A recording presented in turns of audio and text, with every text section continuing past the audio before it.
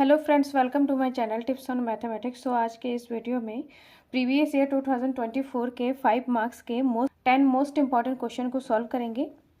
इससे पहले के वीडियो में 2 मार्क्स और 4 मार्क्स के 10 इंपॉर्टेंट क्वेश्चन को सॉल्व कर चुके हैं। सो प्लेलिस्ट को चेक करके वीडियो को देख सकते हैं और हमारे चैनल टिप्स ऑन मैथमेटिक्स के साथ बने रहें, जिसमें हमने अध्याय 1 से लेकर अध्याय 14 तक कंप्लीट वीडियो बना चुके हैं, जिसमें सारे क्वेश्चंस और एग्जाम्पल को कवर किया है। और अध्याय 1 से लेकर अध्याय 14 तक एनसीईआरटी के इंपॉर्टेंट क्वेश्चन और पीवाईक्यूज़ के भी वीडियो बना चुके हैं। सो प्लेलिस्ट को चेक करके वीडियो को ज़्यादा से ज़्यादा देखें और शेयर करें।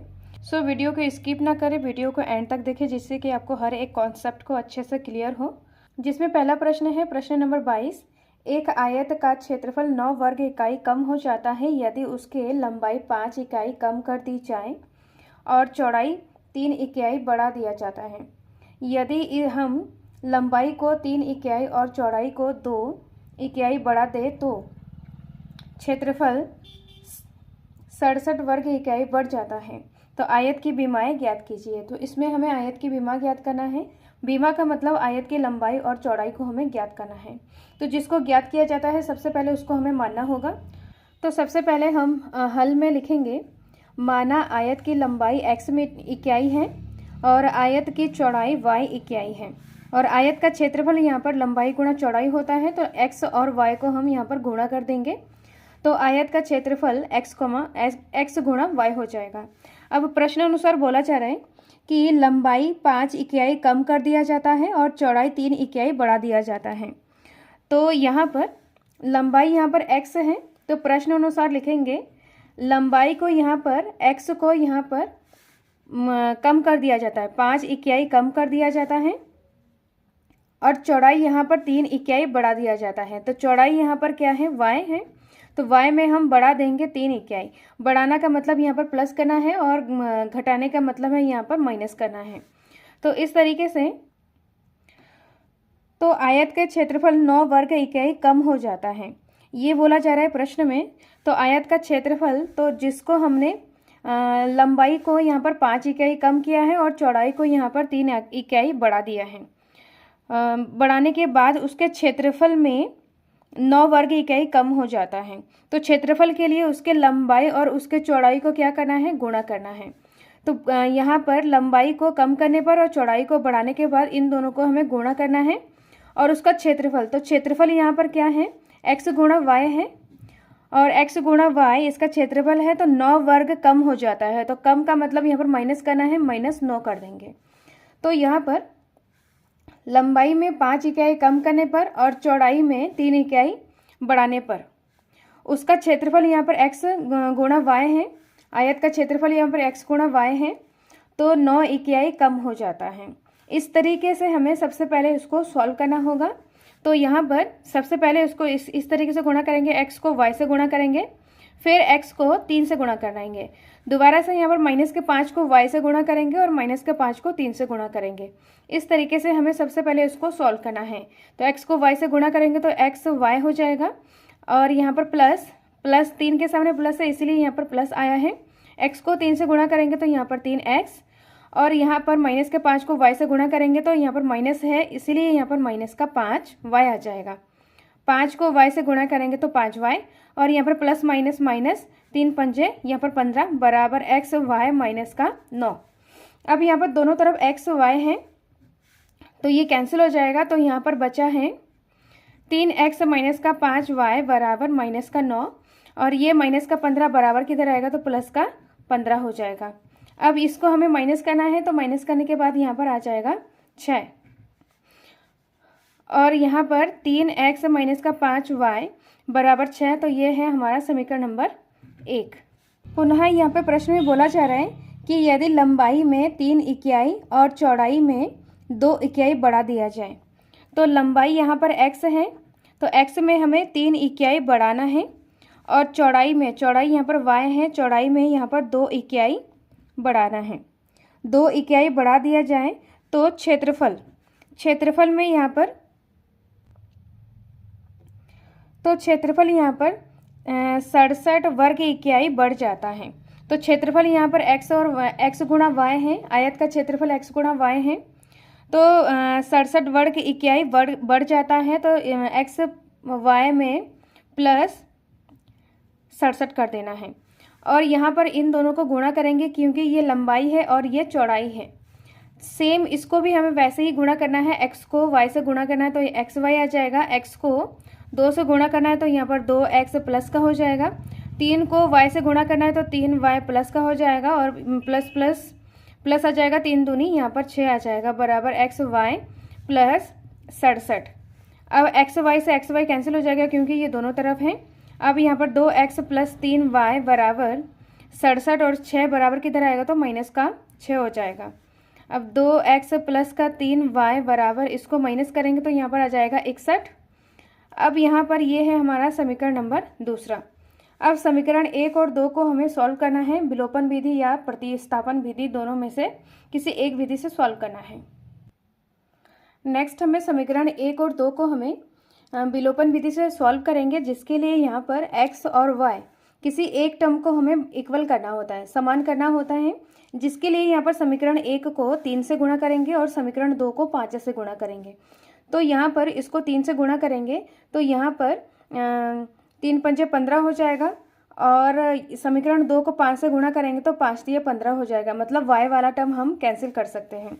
तो समीकरण 1 को 3 से गुणा करने पर तथा समीकरण 2 को 5 से गुणा करने पर, तो यहाँ पर समीकरण 1 में यहाँ पर हो जाएगा 3 तिया 9 x माइनस का 3 पंजे 15 y बराबर 3 छंग 18, और दूसरा हो जाएगा, ये हमारा समीकरण नंबर तीसरा हो जाएगा। और समीकरण 2 में 5 से गुणा करने पर 5 दूनी 10 x प्लस 5 तिया 15 y, और यहाँ पर हो जाएगा 5 से 61 को गुणा करेंगे तो यहाँ पर आ जाएगा 5 एकम 5 और 5 छंग 30, 305 आ जाएगा। तो ये है हमारा समीकरण नंबर चौथा। अब हमें क्या करना है, इसको विलोपन विधि से सॉल्व करने के लिए प्लस का y है माइनस का y है तो ये कैंसिल हो जाएगा। अब इन दोनों को हमें जोड़ना है, तो जोड़ने के बाद यहाँ पर आ जाएगा 19x बराबर, इनको भी जोड़ना है तो जोड़ने के बाद यहाँ पर 323 आ जाएगा। अब x का मान निकालना है तो 323 बट्टा ये 19 बट्टे में आ जाएगा। अब इसको जब हम भाग देंगे तो यहाँ पर 17 बार कट हो जाएगा, तो x का मान यहाँ पर आया है 17। अब x के मान को समीकरण 1 और 2 में रखना होता है, समीकरण 1 या समीकरण 2 में रखेंगे, ना कि हम समीकरण 3 और 4 में रखेंगे। जो हमारा बेसिक समीकरण है, जो जिसको सॉल्व करने के बाद जो बेसिक समीकरण है, इन दोनों समीकरणों में किसी एक समीकरण में हम x का मान रखेंगे। समीकरण 2 में x का मान रखने पर तो समीकरण 1 में x का मान रखने पर तो समीकरण 1 है हमारा 3x माइनस का 5y बराबर 6, तो 3x का मान है यहाँ पर 17 माइनस का 5y बराबर 6। 17 को 3 से गुणा करेंगे तो यहाँ पर 17 थी 51 माइनस का 5y बराबर 6 माइनस का 5y बराबर 6, और ये 51 बराबर किधर आएगा तो माइनस का 51 हो जाएगा। इसको हम माइनस करेंगे तो यहाँ पर आ जाएगा 45 माइनस का 5y। अब y का मान निकालेंगे यहाँ पर, तो यहाँ पर आ जाएगा 45 बट्टा 5, और यहाँ पर इसको अगर माइनस करेंगे तो बड़ी संख्या के सामने माइनस, तो यहाँ पर माइनस आ जाएगा और माइनस से माइनस कैंसिल हो जाएगा, तो 45 बट्टा 5 आ जाएगा। ये 5 गुणे में है y के साथ, बराबर किधर आएगा तो बट्टे में आ जाएगा, तो 5 9 45, तो y का मान यहाँ पर आया है 9 और x का मान यहाँ पर है 17। तो इस तरीके से जो आयत का लंबाई और चौड़ाई है हमने निकाल लिया है। अतः आयत की लंबाई जिसको हमने x माना है 17 इकाई, और आयत की चौड़ाई जिसको हमने y माना है 9 इकाई। तो इस तरीके से हमने लंबाई और चौड़ाई को निकाल लिया है, तो ये इसका फाइनल आंसर है। नेक्स्ट प्रश्न को करते हैं। नेक्स्ट है प्रश्न नंबर 23। एक समतल जमीन पर खड़ी मीनार की छाया उस स्थिति में 40 मीटर अधिक लंबा हो जाता है जबकि सूर्य का 49 60 डिग्री से घटकर 30 डिग्री हो जाता है। मीनार की ऊंचाई ज्ञात कीजिए। तो इसमें हमें मीनार की ऊंचाई ज्ञात करना है, तो इसको सॉल्व करते हैं।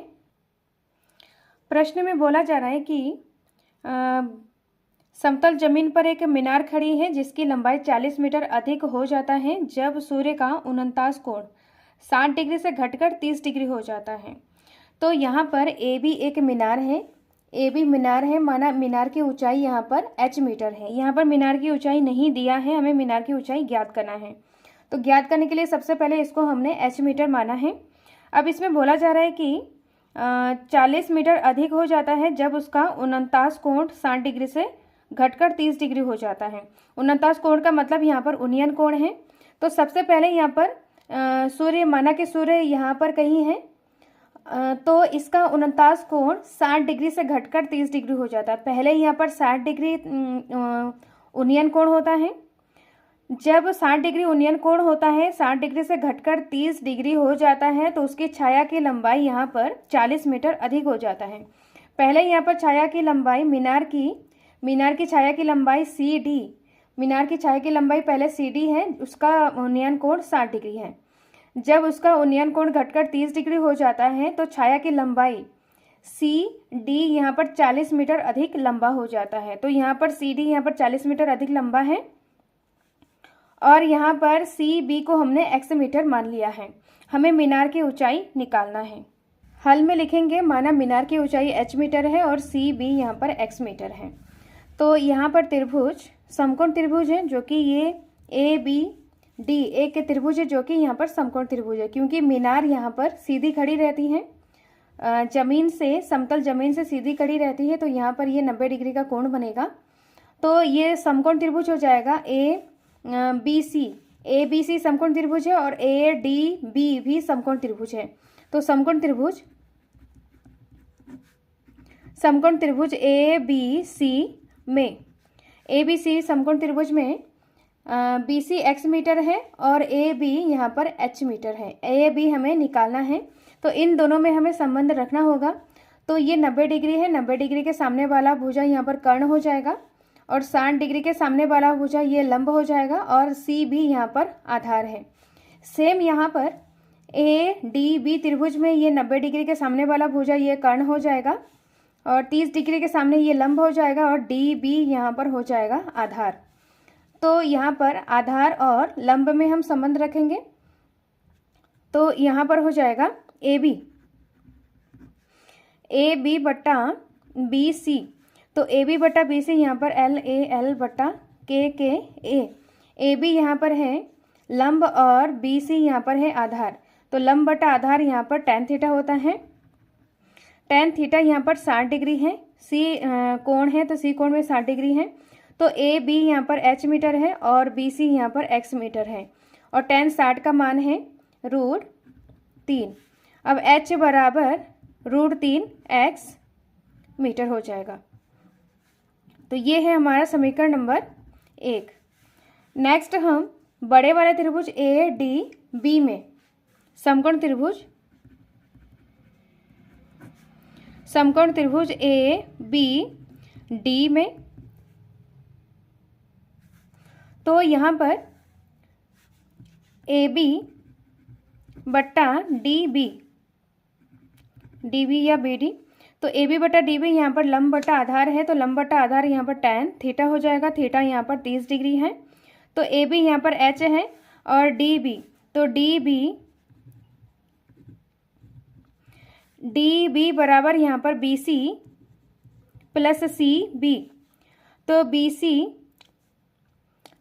DC, यहाँ पर DC आएगा, DC प्लस CB, तो यहाँ पर 40 प्लस x हो जाएगा। तो 40 प्लस x मीटर हो जाएगा। तो DB के जगह पर यहाँ पर 40 प्लस x रखेंगे और tan 30 का मान होता है 1/√3। इसको क्रॉस मल्टीप्लाई करेंगे तो यहाँ पर 40 प्लस x 1 के साथ गुणा हो जाएगा बराबर √3 के साथ h गुणा हो जाएगा। तो ये है हमारा समीकरण नंबर 2। अब समीकरण 1 और 2 में हमें इसको सॉल्व करना है।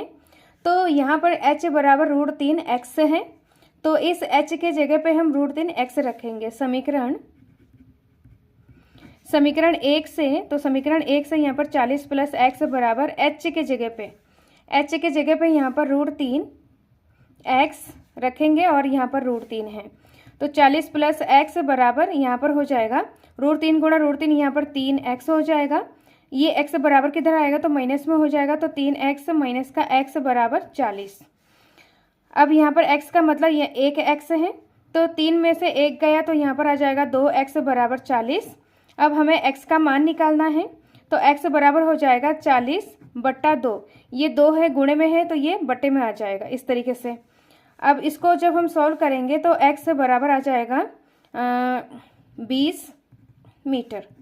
तो x का मान यहाँ पर 20 मीटर आया है। अब इस x के मान को हम समीकरण 1 में रखेंगे तो h का मान मिल जाएगा। तो समीकरण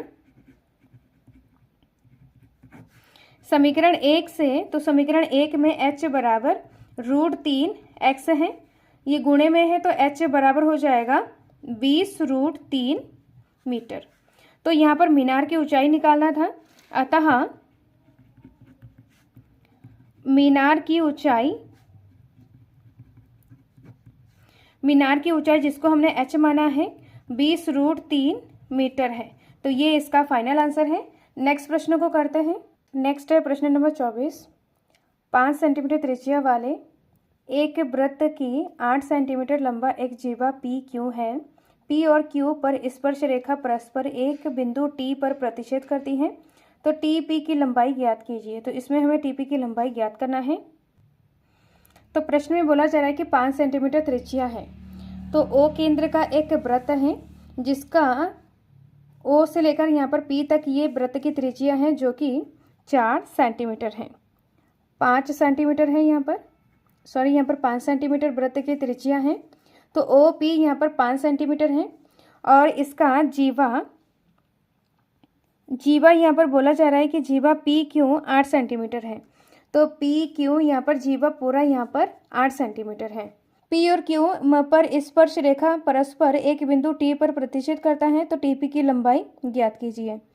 तो इसमें एक बिंदु T इस तरीके से बाह्य बिंदु T ले लिया है और T से P यहाँ पर स्पर्श रेखा खींचा है और TQ इस तरीके से स्पर्श रेखा खींचा है और P और Q यहाँ पर स्पर्श बिंदु है। TP यहाँ पर स्पर्श रेखा है जिसमें P यहाँ पर स्पर्श बिंदु है, TQ स्पर्श रेखा है और Q यहाँ पर स्पर्श बिंदु है। तो हमें TP की लंबाई ज्ञात करना है। TP की लंबाई यहाँ पर हमें ज्ञात करना है। तो सबसे पहले यहाँ पर हल में दिया है, लिखेंगे जीवा PQ बराबर 8 सेंटीमीटर, त्रिज्या PO बराबर 5 सेंटीमीटर। बिंदु P तथा Q से स्पर्श रेखा T बिंदु पर प्रतिच्छेद करती है और यहाँ पर ज्ञात करना है TP की लंबाई हमें ज्ञात करना है। तो यहाँ पर हमें रचना करना है, OT को मिलाया जो कि PQ को R बिंदु पर कट करता है और TP बराबर TQ, यहाँ पर प्रेम 10.2 से यहाँ पर ये दोनों आपस में बराबर हो जाएगा। तो इसमें सबसे पहले चित्र से समझते हैं कि OT को मिलाया जो कि PQ को R बिंदु पर कट करता है। OT इस तरीके से मिलाया जो कि PQ को R बिंदु पर कट करता है। अब यहाँ पर प्रमेय 10.2 से बाह्य बिंदु से स्पर्श खींची गई स्पर्श रेखा की लंबाई आपस में बराबर होता है, तो यहाँ पर TP बराबर हो जाएगा TQ। तो सबसे पहले यहाँ पर लिखा है TP बराबर TQ क्योंकि प्रमेय 10.2 से, तो बाह्य बिंदु से वृत्त पर खींची गई स्पर्श रेखा की लंबाई आपस में बराबर होता है। ये प्रमेय 10.2 को पूरा लिखा है। अब इसमें TPQ एक समद्विबाहु त्रिभुज है। चित्र में देखते हैं, जब ये दोनों आपस में बराबर है, TP बराबर TQ है और PQ इस तरीके से अगर देखा जाए PTQ एक त्रिभुज के रूप में बन रहा है, तो त्रिभुज के दो भुजाएं TP और TQ आपस में बराबर हो रहा है। तो ये त्रिभुज PTQ त्रिभुज एक समद्विबाहु त्रिभुज हो रहा है क्योंकि ये दोनों भुजाएं आपस में बराबर हैं। तो इस तरीके से लिखा है यहाँ पर कि TPQ एक समद्विबाहु त्रिभुज है। अब OT कोण PTQ का कोण अर्धक है। तो इसमें यहाँ पर हमने T से एक लाइन खींचा है। जब ये त्रिभुज TPQ एक त्रिभुज समद्विबाहु त्रिभुज है, तो समद्विबाहु त्रिभुज मतलब ये दो भुजाएं बराबर हैं, तो इस कोण से अगर हम लंब खींचें, तो ये जब लंब खींचेंगे मतलब एक रेखा खींचेंगे तो PQ को मतलब तीसरे भुजा को लंब समद्विभाजक हो जाएगा। यहाँ पर लंब मतलब यहाँ पर 90 डिग्री का कोण बनेगा और पी क्यू को 2 बराबर भागों में बांटेगा। मतलब पी आर बराबर हो जाएगा आर क्यू। यहाँ पर दोबारा से समझते हैं। जब त्रिभुज पी टी क्यू एक समद्विबाहु त्रिभुज है, मतलब दो भुजाएं आपस में बराबर हैं, टी पी बराबर टी क्यू, ये दोनों भुजाएं आपस में बराबर हैं। तो ये दोनों भुजाएं आपस में बराबर है, तो ये वाला कोण, इस कोण से अगर यहाँ पर लंब खींचा जाए, इस कोण से अगर एक रेखा खींचा जाए, तो ये रेखा तीसरे भुजा पर लंब समद्विभाजक होता है। मतलब यहाँ पर 90 डिग्री का कोण बनेगा और पी क्यू को 2 बराबर भागों में बांटेगा। पी आर बराबर आर क्यू। तो इसको हमने इस तरीके से लिखा है, समद्विबाहु त्रिभुज टी पी क्यू में टी ओ लंब समद्विभाजक है। लंब मतलब यहाँ पर 90 डिग्री का, और समद्विभाजक मतलब 2 बराबर भागों में बांटेगा। तो पी आर बराबर आर क्यू हो जाएगा, जो कि 4 सेंटीमीटर है। प्रश्न में दिया है पी क्यू 8 सेंटीमीटर है पूरा, तो ये दोनों आपस में बराबर है। पी आर बराबर आर क्यू जब बराबर है तो यहाँ पर ये 4 सेंटीमीटर हो जाएगा और ये 4 सेंटीमीटर हो जाएगा। पी आर 4 सेंटीमीटर हो जाएगा, आर क्यू 4 सेंटीमीटर हो जाएगा। हमें टी पी, किसी भी तरीके से हमें टी पी की लंबाई ज्ञात करना है, और हमें दिया है, हमारे पास त्रिज्या दिया है और पी आर दिया है, ये दोनों भुजाएं दिया है। तो किसी भी तरीके से हमें आर ओ निकालना है, और आर ओ निकलने के बाद ये छोटा वाला त्रिभुज और ये पूरा बड़ा वाला त्रिभुज पी टी ओ, ये बड़ा वाला त्रिभुज, इन दोनों त्रिभुज को हमें समरूप करना है। जब ये समरूप हो जाएगा तो इनके भुजाओं का अनुपात आपस में बराबर हो जाएगा, जिससे हम टी पी को निकाल सकते हैं। तो सबसे पहले यहाँ पर आर ओ को निकालने के लिए पी आर ओ, ये जो त्रिभुज है पी आर ओ, ये त्रिभुज को हमें, इस त्रिभुज से हमें आर ओ निकालना होगा। तो यहाँ पर पी आर ओ त्रिभुज में ये समकोण त्रिभुज है। यहाँ पर समकोण त्रिभुज कैसे है इसको समझते हैं। जब ये लंब है इस तरीके से, तो यहाँ पर 90 डिग्री है, यहाँ पर 90 डिग्री है। जब इधर साइड 90 डिग्री है तो ये भी 90 डिग्री हो जाएगा, ये सीधी लाइन है। ये 90 डिग्री है तो इधर साइड ये भी 90 हो जाएगा और ये भी 90 हो जाएगा। तो जब ये 90 डिग्री है तो ये समकोण त्रिभुज है, तो समकोण त्रिभुज के सामने वाला भुजा ये कर्ण हो जाएगा, और ये लंब हो जाएगा और ये आधार हो जाएगा। तो समकोण त्रिभुज में कर्ण का स्क्वायर पी आर ओ, समकोण त्रिभुज पाइथागोरस प्रमेय से कर्ण का स्क्वायर बराबर लंब का स्क्वायर प्लस आधार का स्क्वायर। कर्ण यहाँ पर पी ओ है, लंब यहाँ पर पी आर है, पी आर, और आधार यहाँ पर आर ओ है, इस तरीके से। तो यहाँ पर पी ओ का स्क्वायर, तो पी ओ का स्क्वायर यहाँ पर 5 का स्क्वायर, और पी आर का स्क्वायर यहाँ पर 4 का स्क्वायर बराबर आर ओ का स्क्वायर। तो यहाँ पर 5 बजे 25, 4 चक्कू 16 प्लस आर ओ का स्क्वायर, 16 बराबर किधर आएगा, तो यहाँ पर 25 माइनस 16 बराबर पी आर ओ का स्क्वायर। अब यहाँ पर 25 में से 16 को माइनस करेंगे तो यहाँ पर 9 बराबर आर ओ का स्क्वायर। स्क्वायर बराबर किधर आएगा, तो रूट में बदल जाएगा, तो 9 रूट 9 का मान यहाँ पर 3 आ जाता है। तो आर ओ बराबर 3 सेंटीमीटर आ गया है। अब यहाँ पर आर ओ यहाँ पर 3 सेंटीमीटर है, 5 सेंटीमीटर और ये 4 सेंटीमीटर है। अब हम त्रिभुज, ये छोटा वाला त्रिभुज पी आर ओ और बड़ा वाला त्रिभुज टी पी ओ, इन दोनों त्रिभुज को हमें समरूप करना है, जिसके लिए यहाँ पर इन दोनों त्रिभुज में हमें किसी भी तरीके से 2 कोण को हमें दिखाना है बराबर। अगर ये 2 कोण बराबर हो जाएगा तो ये दोनों त्रिभुज समरूप हो जाएगा एंगल कसौटी से। तो छोटे वाले त्रिभुज में पी आर ओ में ये वाला कोण हमारा 90 डिग्री है, और बड़े वाले त्रिभुज में टी पी ओ में, इस बड़े वाले त्रिभुज में ये कोण 90 डिग्री है, क्योंकि यहाँ पर प्रमेय 10.1 से बाह्य बिंदु से स्पर्श रेखा द्वारा स्पर्श बिंदु से खींचा गया त्रिज्या पर लंब होता है, तो यहाँ पर 90 डिग्री हो जाएगा।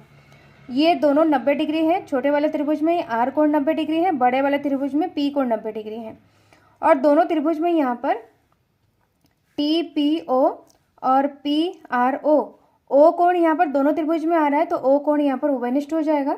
तो 2 एंगल से यहाँ पर दोनों त्रिभुज यहाँ पर समरूप हो जाएगा। तो यहाँ पर इस तरीके से लिखेंगे, त्रिभुज टी पी ओ तथा त्रिभुज टी आर ओ पी, छोटे वाले त्रिभुज और बड़े वाले त्रिभुज में एंगल टी पी ओ, तो पी कोण 90 है, इसलिए यहाँ पर बीच में यहाँ पर टी पी ओ इस तरीके से लिखना है, और छोटे वाले त्रिभुज में PRO, आर यहाँ पर 90 डिग्री है इसलिए यहाँ पर बीच में लिखना है PRO 90 डिग्री है प्रमेय 10.1 से।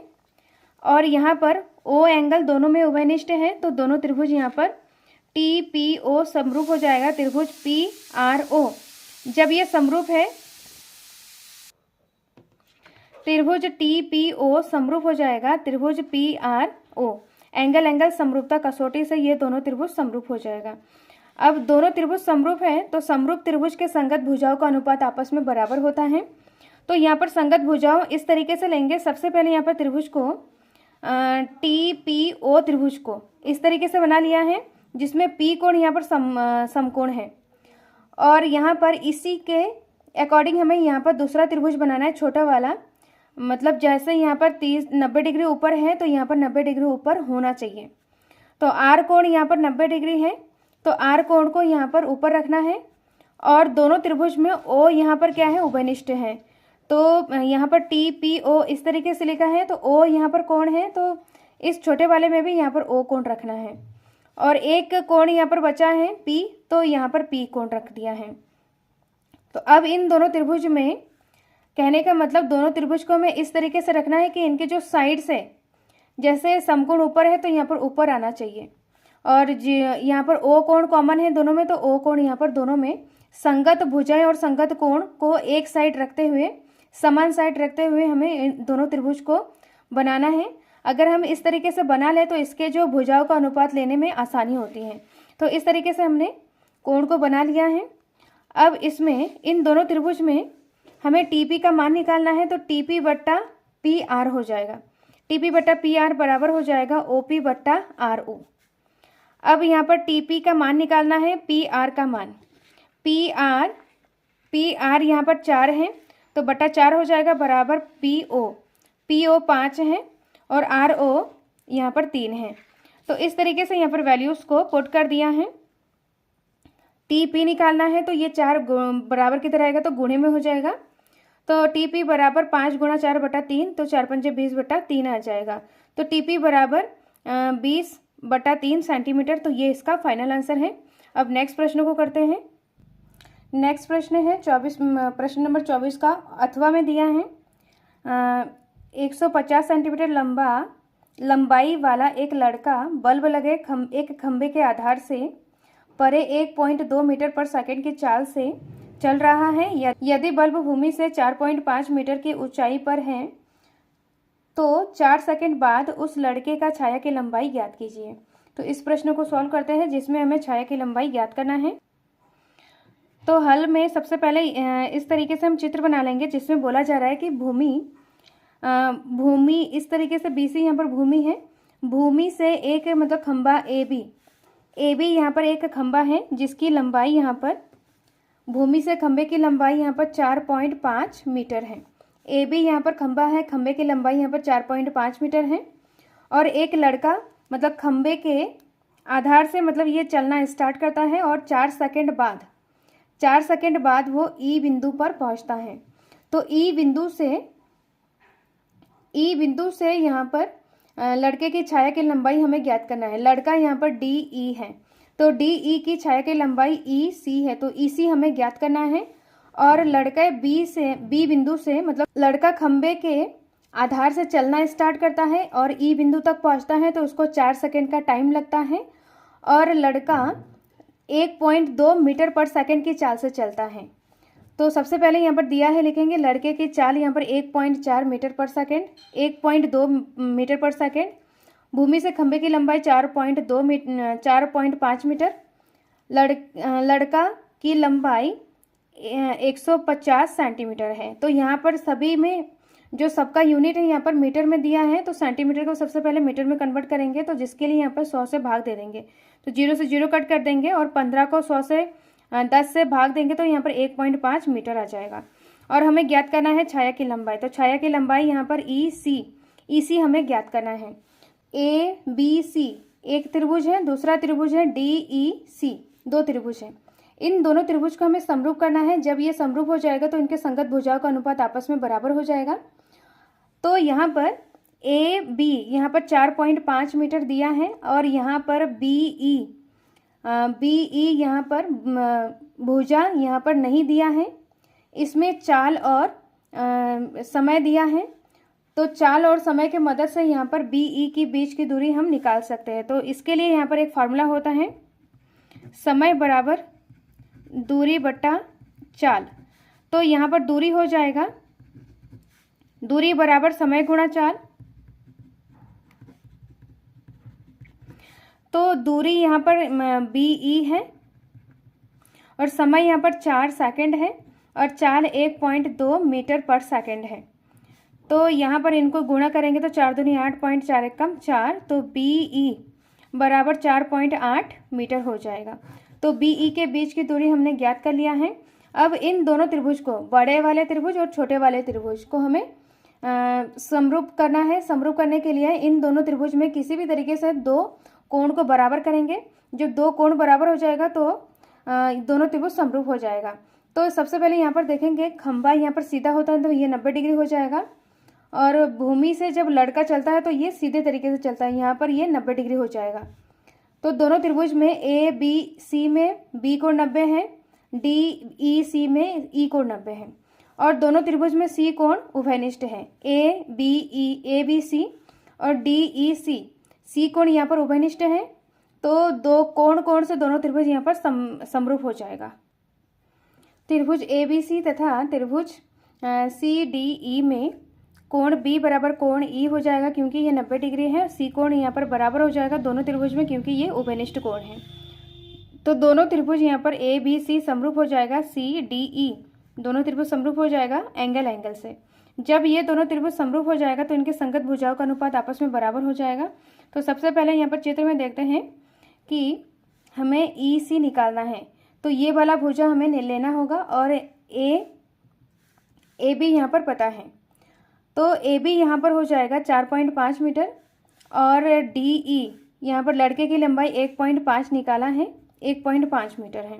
दोनों त्रिभुज समरूप है तो समरूप त्रिभुज के संगत भुजाओं का अनुपात आपस में बराबर है। तो ए बी बट्टा डी ई और बी ई बट्टा ई सी, क्योंकि हमें ई सी निकालना है। तो इस तरीके से हम भुजाओं का अनुपात ले लेंगे। तो यहाँ पर हो जाएगा ए बी बट्टा डी ई बराबर बी सी बट्टा ई सी, क्योंकि ये समरूप त्रिभुज के संगत भुजाएं आपस में बराबर होती हैं। तो ए बी यहाँ पर 4.5 बट्टा डी ई यहाँ पर 1.5 बराबर बी सी हमें निकालना है। तो बी सी निकालने के लिए यहाँ पर बी ई प्लस ई सी बराबर बी सी। तो बी सी बराबर बी ई यहाँ पर अभी निकाला है, बी ई 4.8 प्लस ई सी। तो बी सी बराबर 4.8 प्लस ई सी, इस तरीके से हम इसको निकालेंगे। तो बी सी यहाँ पर है 4.8 प्लस ई सी बट्टा ई सी। पॉइंट से पॉइंट हट गया और यहाँ पर आया है 15 और 45 से, तो 15 तिया 45 हो जाएगा। यहाँ पर 3 बराबर 4.8 प्लस ई सी बट्टा ई सी क्रॉस हो जाएगा। तो यहाँ पर 3 ई सी बराबर 4.8 प्लस ई सी बराबर किधर आएगा तो माइनस में हो जाएगा। तो ई सी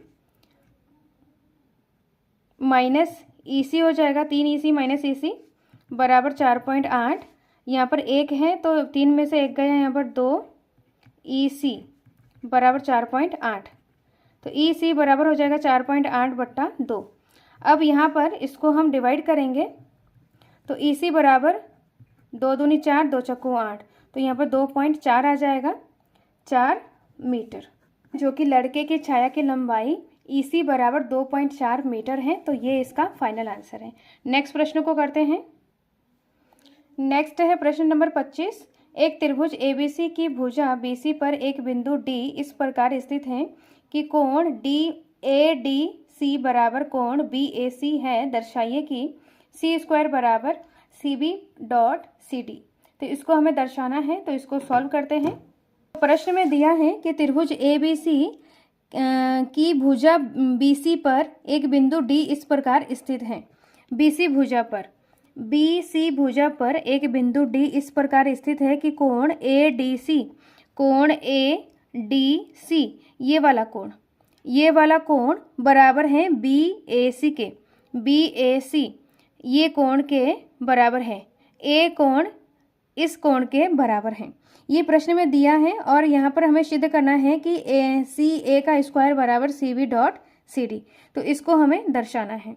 तो सबसे पहले यहाँ पर दिया है, हल में लिखेंगे, दिया है ये दोनों कोण आपस में बराबर है और दर्शाना है कि सी ए का स्क्वायर बराबर C B dot C D. C A का स्क्वायर बराबर C B dot C D, इस तरीके से सी बी और सी डी। तो यहाँ पर कोण दिया है ए डी सी बराबर है बी ए सी के, इस तरीके से दिया है।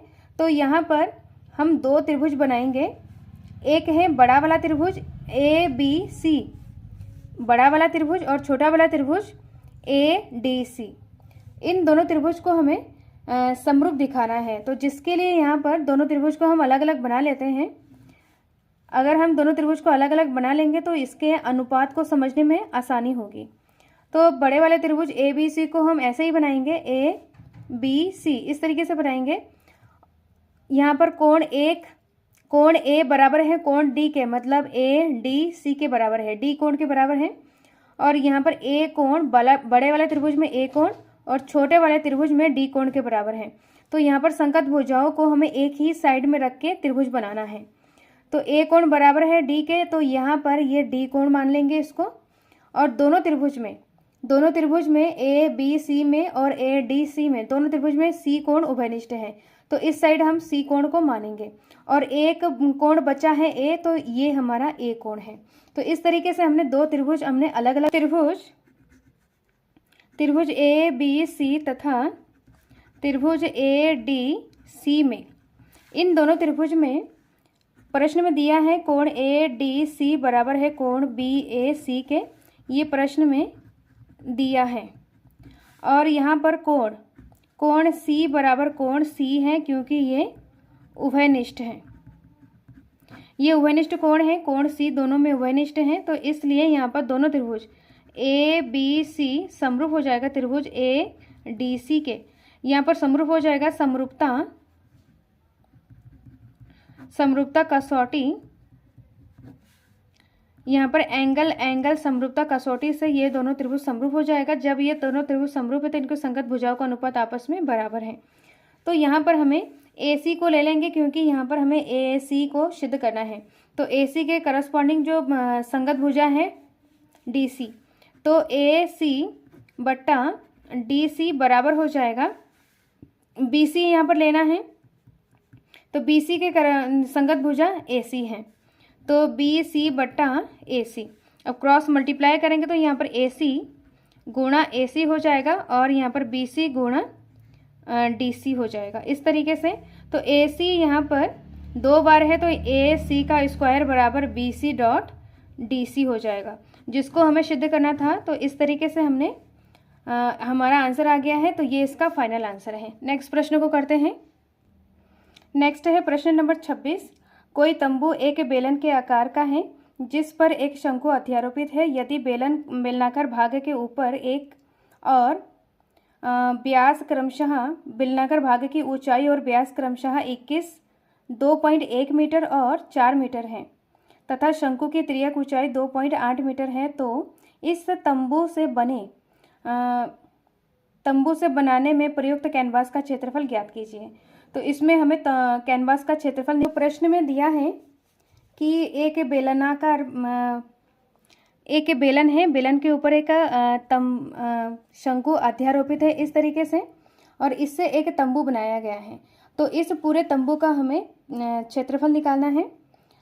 तो यहाँ पर बेलनाकार भाग की ऊंचाई, जिसको हमने h माना है, 2.1 मीटर है। बेलनाकार भाग का व्यास यहाँ पर d माना है 4 मीटर है। ये सब प्रश्न में दिया है।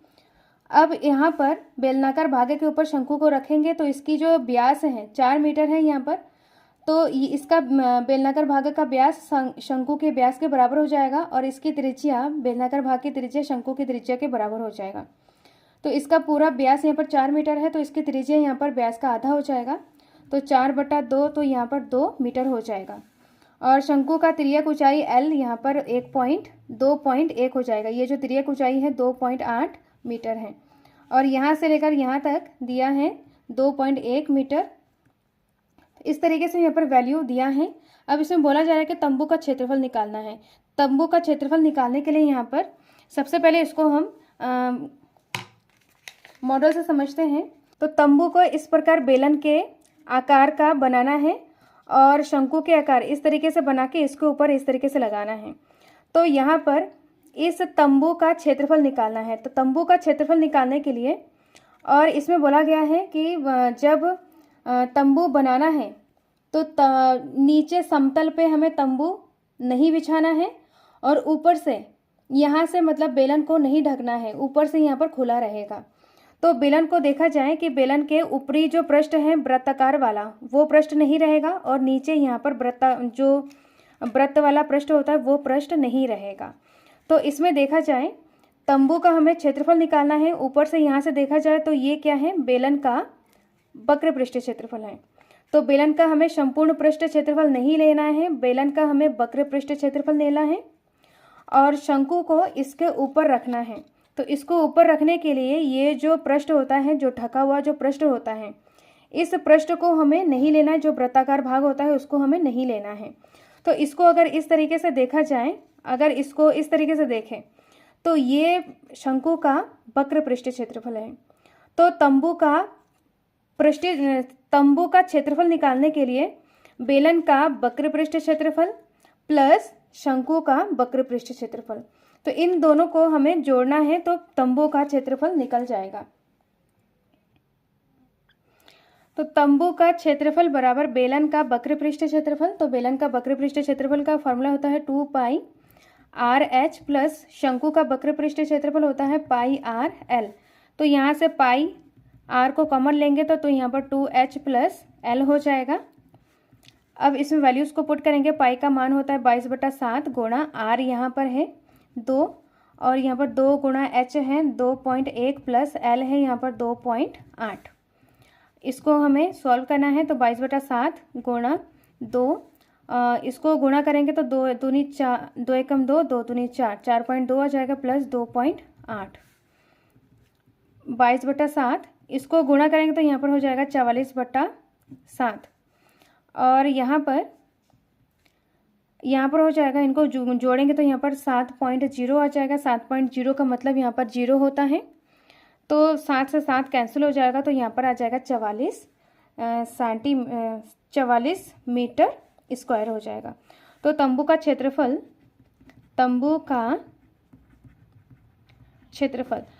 क्षेत्रफल बराबर 44 सेंटीमीटर स्क्वायर। तो ये इसका फाइनल आंसर है। अब नेक्स्ट प्रश्न को करते हैं। नेक्स्ट है प्रश्न नंबर 27। निम्नलिखित आंकड़ों का माध्य ज्ञात कीजिए। तो इसमें वर्ग अंतराल और बारंबारता दिया है जिसका हमें माध्य निकालना है। तो इसको सॉल्व करते हैं। तो इस तरीके से यहाँ पर ये वर्ग अंतराल दिया है और यहाँ पर बारंबारता fi दिया है, फ्रीक्वेंसी दिया है। वर्ग अंतराल में यहाँ पर 15 से 25, 25 से 35, ऐसे ही 75 से 85 दिया है और बारंबारता फ्रीक्वेंसी इस तरीके से यहाँ पर दिया है।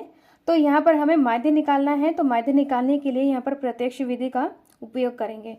तो प्रत्यक्ष विधि का जो फॉर्मूला होता है x बार बराबर sigma fi xi upon sigma fi, इस तरीके से होता है। तो यहाँ पर हमें सिग्मा fi का मान निकालना होगा। तो यहाँ पर माध्य निकालने के लिए सबसे पहले यहाँ पर xi का मान निकालना होगा। तो xi का मान निकालने के लिए यहाँ पर उच्च सीमा यहाँ पर 25 है, उच्च सीमा प्लस निम्न सीमा बट्टा 2, इस तरीके से इसका फॉर्मूला होता है x1 निकालने का।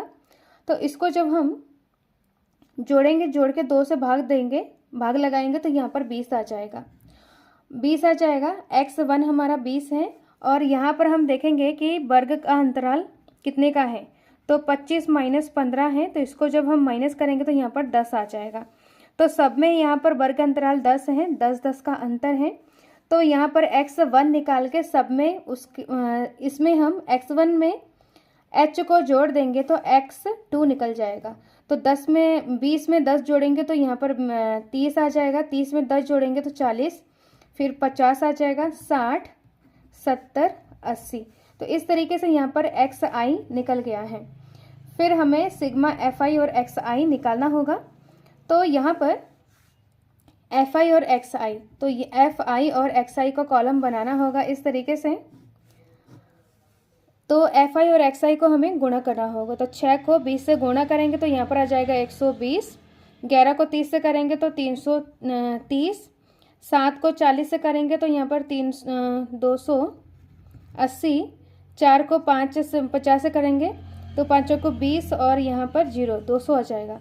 तो इस तरीके से 240, 140 और यहाँ पर 80 इस तरीके से यहाँ पर आ गया है। और यहाँ पर सिग्मा एफ आई एक्स आई निकालना है। तो सिग्मा यहाँ पर इन सभी संख्याओं को हमें जोड़ना है। तो जोड़ने के बाद यहाँ पर आ जाएगा 1390।